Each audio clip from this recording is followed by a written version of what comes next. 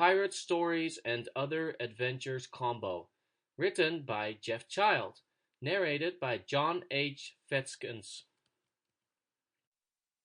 Pirates of the Ocean, Forgotten Tales of the Deep, Adventure Stories for Kids, written by Jeff Child, narrated by John H. Fehskens.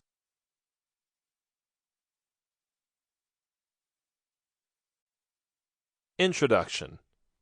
Shorty Seaweed is a pirate. He always has been, and as such he has experienced quite the adventures on a ship and sometimes on the shores of the tropical regions.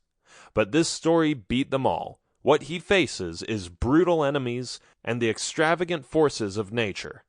This adventure will be a page-turner, so go ahead and keep listening. Find out what Shorty Seaweed did to stay alive and secure his future.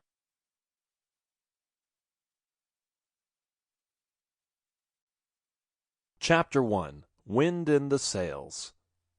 The wind was strong. It wasn't like a storm was coming, but we could all feel it. It was as if the seas were sensing the upcoming of death and destruction. We saw the ship. We all looked at it.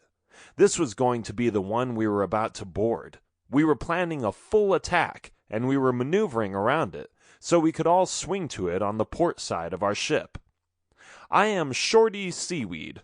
I received the nickname when I got stuck in seaweed one time, and the name had always stuck with me after that.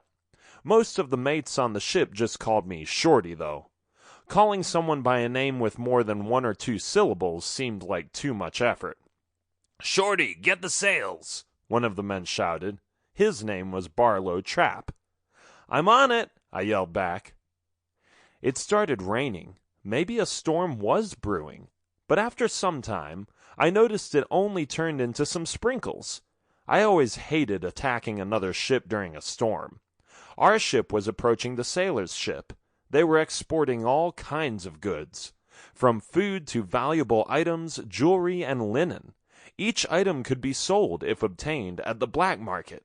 Our purpose was to commandeer the ship and hold its occupants prisoner until we would find land.